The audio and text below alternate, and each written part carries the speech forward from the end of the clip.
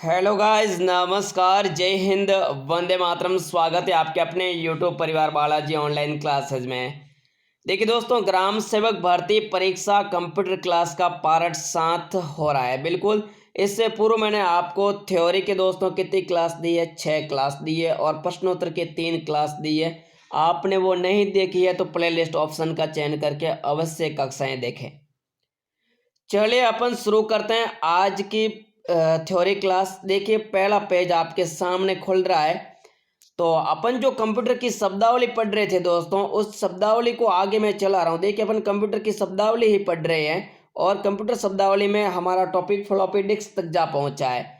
और आपको ये भी याद दिला दे दोस्तों, अब ज़्यादा पोर्शन नहीं बचा है। क्या?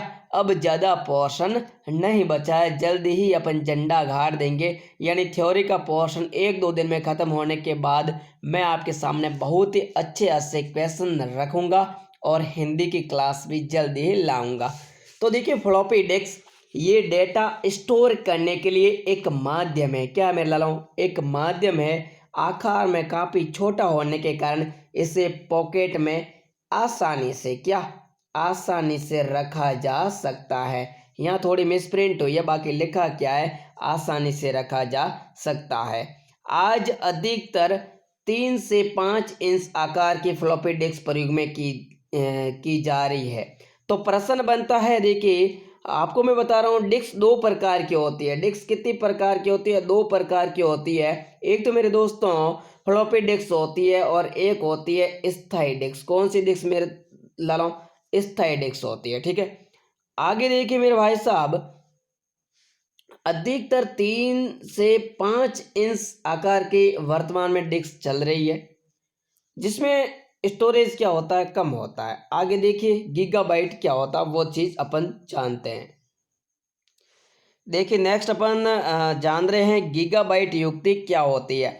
तो बिल्कुल देखिए दोस्तों, गीगाबाइट युक्ति, जीबी को क्या बोलते हैं? गीगाबाइट बोलते हैं। क्या बोलते हैं? जीबी को गीगाबाइट बोलते हैं। तो 1024 मेगाबाइट को गीगाबाइट कहते हैं। बिल्कुल आप याद रखोगे, 1024 MB is equal to 1 GB। क्या है मेरे दोस्तों?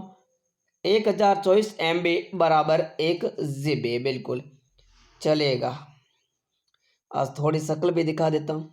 कैसे हैं आप सभी लोग? ज़रूर कमेंट मारिएगा। बिल्कुल, सभी का स्वागत, अभिनंदन। पहली बार आप चैनल पे तो सब्सक्राइब कर लीजिए दोस्तों, और घंटा दबा के रखें, नोटिफिकेशन आएगा।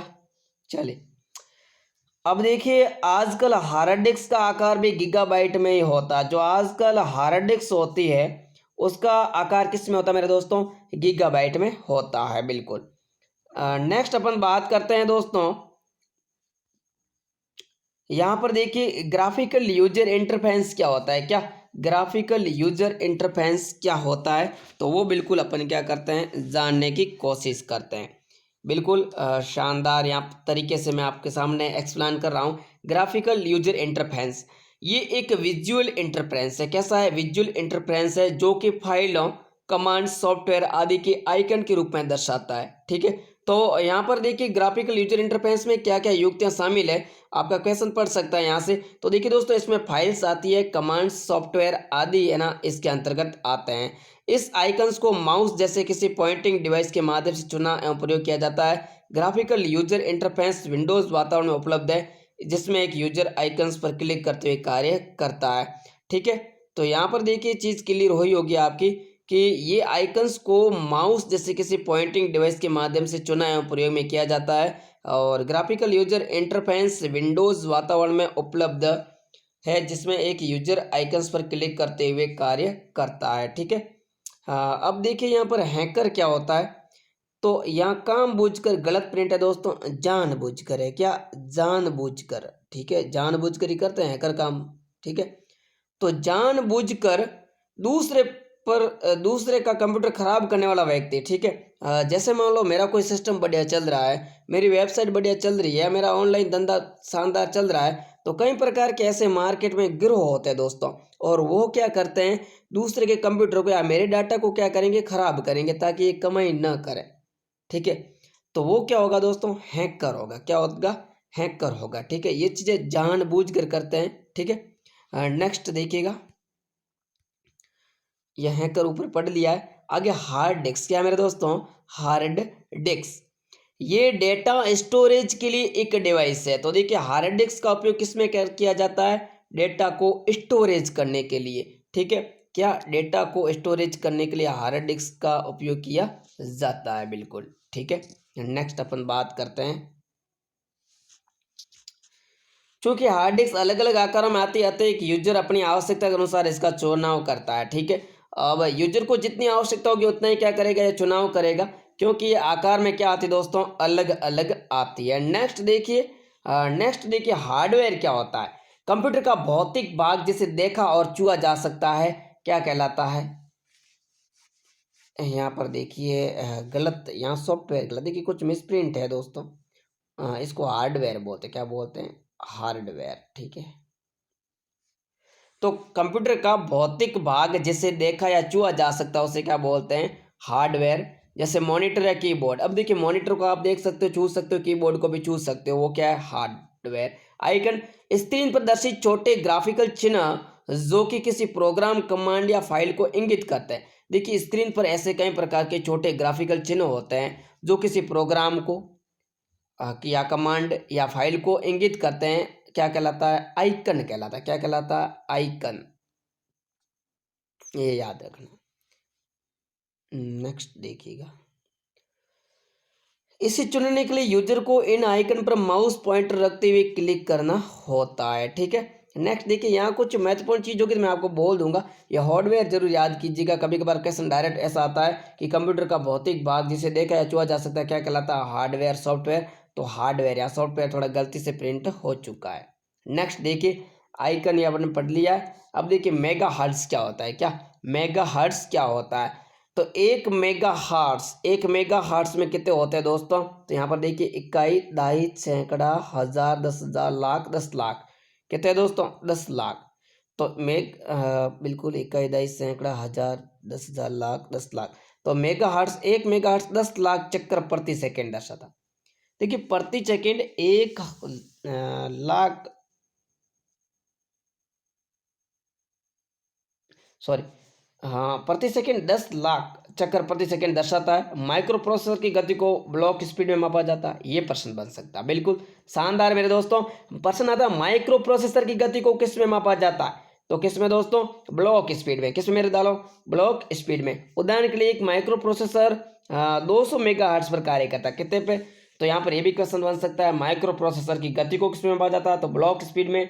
और उदाहरण के लिए एक माइक्रो प्रोसेसर है वो कितने मेगाहर्ट्ज पर कार्य करता है, तो 200 मेगाहर्ट्ज पर कार्य करता है।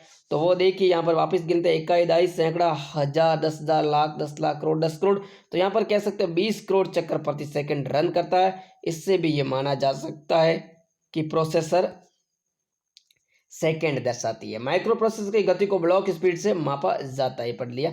मेमोरी सिस्टम क्या होती है, तो यह जगह जहाँ पर कंप्यूटर डेटा या प्रोग्राम को अस्थायी तौर पर रखता है, यानी कंप्यूटर का जो डेटा है या प्रोग्राम है वो अस्थायी तौर पर जमा रहता है। जैसे अपन की मेमोरी फ़ोन में भी होती है, ठीक है। तो जैसे अपन कोई क्लास रिकॉर्ड करे वो भी सेव रहती है। इसके अतिरिक्त बात करें पीडीएफ बनाए वो भी सेव रहती है। इसके अलावा कोई गाना है, वीडियो हो तो वो भी क्या रहता है, स्टोरेज रहता है। मेमोरी सिस्टम कहलाता है सामान्य मेमोरी से आशय रैम से। तो सामान्य मेमोरी से आशय किससे है, रैम से दोस्तों। और रैम का पूरा नाम होता है रैंडम एक्सेस मेमोरी। कैसी मेमोरी, रैंडम एक्सेस मेमोरी।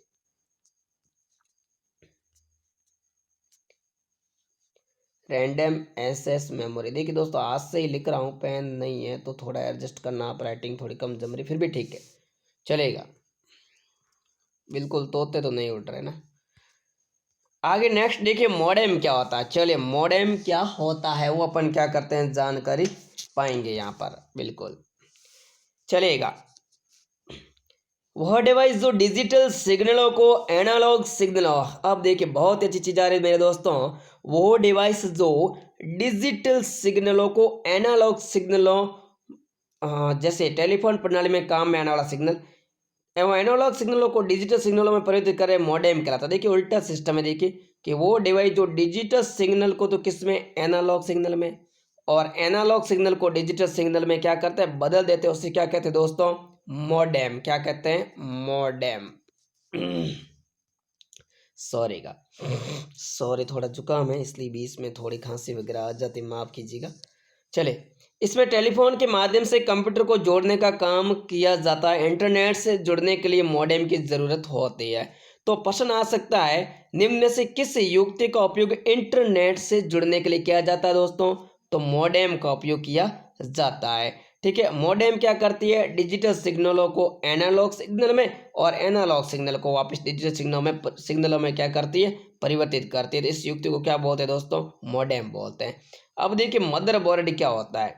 क्या मदरबोर्ड क्या होता है? चलेगा, मदरबोर्ड कंप्यूटर के कैबिनेट के भीतर का मुख्य बोर्ड जिस पर सीपीयू, मेमोरी और अन्य सर्किट होते हैं, मदरबोर्ड कहलाता है। तो कंप्यूटर के जो भीतर का मेन पार्ट है, जहाँ पर क्या होते हैं, बिल्कुल, जहाँ पर सीपीयू यानी सेंट्रल प्रोसेसिंग यूनिट, केंद्रीय नियंत्रण इकाई, मेमोरी और अन्य सर्किट होते हैं, क्या कहलाता है? मदरबोर्ड कहलाता है। इसी पर अन्य कार्ड लगाए जा सकते हैं, इस पर अन्य कार्ड भी लगाए जा सकते हैं। बिल्कुल ही सिंपल परिभाषा है कि कंप्यूटर के भीतर का मुख्य बोर्ड जिस पर सीपीयू है, मेमोरी और अन्य सर्किट लगे होते हैं, क्या कहलाता है? मदरबोर्ड कहलाता है। नेक्स्ट देखिए, मदरबोर्ड हो गया। नेटवर्क क्या होता है?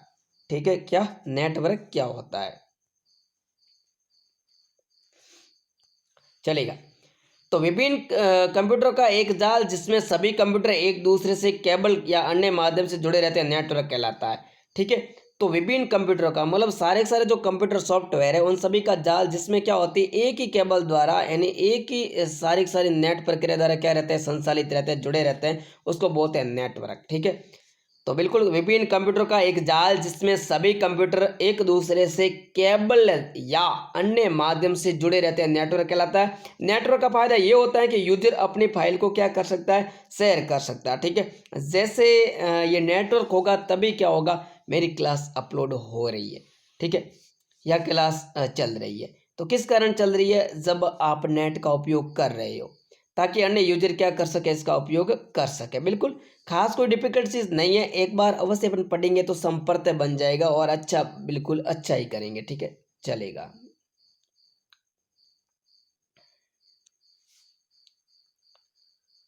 नेक्स्ट पेज पे देखिए, बात करते हैं पेरिफेरल क्या होता है।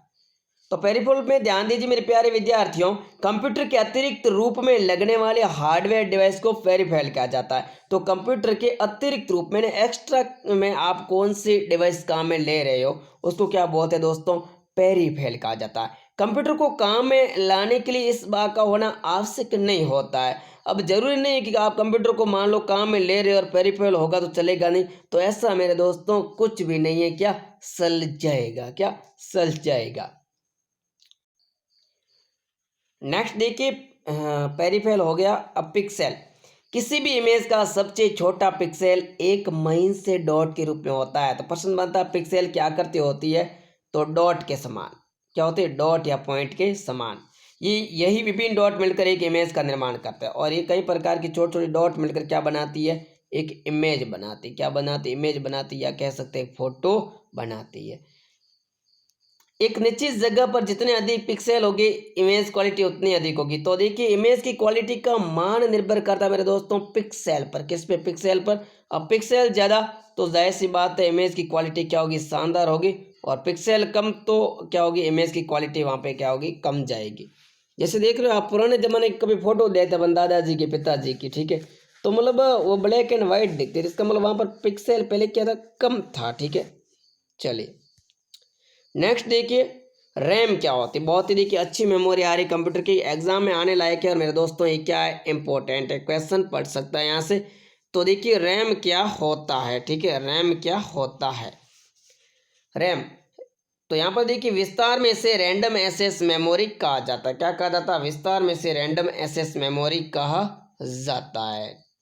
चलेगा, ये मेमोरी अस्थायी मेमोरी है। तो रैम कैसी मेमोरी, ये देखिए क्वेश्चन सरल दिखता है लेकिन दोस्तों सरल इतना है नहीं। कभी कभार अपन के एग्जाम में क्वेश्चन ये आता है और अपन मात खा जाते हैं कि रैम कैसी मेमोरी, स्थायी अस्थायी या और भी कई प्रकार के ऐसे जटिल एक दो क्या ऑप्शन डाले जाते हैं, अपन गलत करके आते हैं। तो ध्यान रखना, रैम का पूरा नाम यहाँ पर देखिए रैंडम एक्सेस मेमोरी। आपने अभी तक याद नहीं किया तो अवश्य करें। इसके अतिरिक्त यहाँ पर देखिए बात करते हैं कि ये जो भी डाटा प्रोसेसिंग करते हैं उसको अस्थायी रूप से क्या करता है, रखता है, लेकिन स्थायी रहे कोई गारंटी नहीं है। ये मेमोरी में अस्थायी मेमोरी होती है, इसे जैसे ही पावर मिलना बंद हो जाता है वैसे इसका कंटेंट भी समाप्त हो जाता है, इसे मेगाबाइट में मापा जाता है। ठीक है, तो ये मेगाबाइट युक्त में इसकी गणना की जाती है। और जब ये पावर होता है तो क्या करता है, ये मतलब काम करता है या सिग्नल मिलता वरना क्या हो जाता है, बंद हो जाता है। ठीक है, अब देखिए रोम क्या होती है। रोम भी एक मेमोरी है, विस्तार से रीड ओनली मेमोरी कहते हैं। ये मेमोरी स्थायी है जो विद्युत आपूर्ति समाप्त होने पर विलुप्त नहीं होती। देखिए कंप्यूटर में बहुत काम में आती है रोम। ठीक है, रीड ओनली मेमोरी स्थायी है और विद्युत की आपूर्ति समाप्त हो जाएगी तो भी क्या रहेगी, लुप्त नहीं होगी। नेक्स्ट अपन बात करते हैं साउंड कार्ड की ओर। ये एक एक्सपेंशन कार्ड है जो कि पर्सनल कंप्यूटर में साउंड पर कार्य करने की क्षमता जोड़ता है।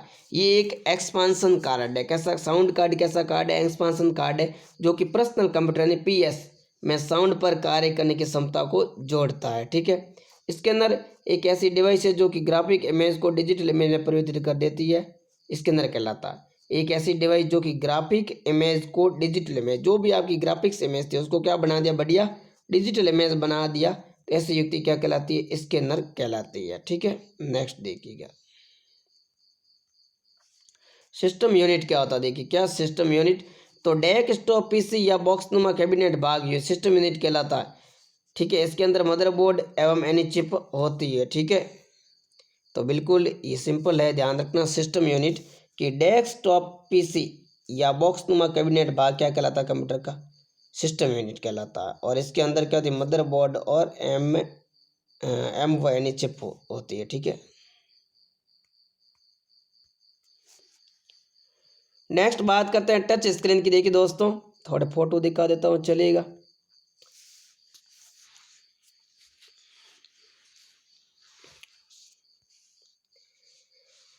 चलेगा, टच स्क्रीन क्या होती है, तो वह कंप्यूटर जिसमें कि बोर्ड के बजाय मॉनिटर को छूकर कंप्यूटर निर्देश देते हैं। कभी कभार देखिए बोर्ड को टच करते हैं। आजकल देखो छूने वाले कंप्यूटर आ गए, मतलब स्क्रीन टच कंप्यूटर। ठीक है, पहले तो क्या करते थे, मतलब कीबोर्ड से या माउस की सहायता से कर्सर को इधर उधर वगैरह करते थे, लेकिन आजकल क्या हो गया, सारी चीज़ें क्या आ गई है, पूरी टच स्क्रीन आ गई है। वायरस एक ऐसा सॉफ्टवेयर है जो कि कंप्यूटर को डेटा नुकसान पहुंचाने के लिए बनाया गया है। वायरस सामान्य ऑपरेटिंग सिस्टम की फाइलों को नुकसान पहुंचाने की कोशिश करता है। तो बिल्कुल दोस्तों उम्मीद करता हूँ कि आपको मेरी क्लास बहुत अच्छी लगी होगी। बिल्कुल क्लास को लाइक अवश्य करें, चैनल को सब्सक्राइब करें और क्लास को पूरा अवश्य देखें। बिल्कुल अब दोस्तों आपके पास ज़्यादा समय नहीं है और अभी से बढ़िया चीज़ तैयार करनी प्रारंभ कर लो। लगातार क्लास भी हो रही है चैनल पे लगातार, तो बिल्कुल आपको A1 स्टडी मटेरियल दिया जाएगा। इसके अतिरिक्त आप घर पर भी पढ़ रहे हो तो बढ़िया पढ़िए, मेरी आपसे यही सलाह है और विनती है कि आप बहुत अच्छा परफॉर्मेंस कर सकते हो। अभी भी दोस्तों क्या आपके पास बढ़िया समय है। इसी आशा और उम्मीद के साथ जय हिंद, वंदे मातरम।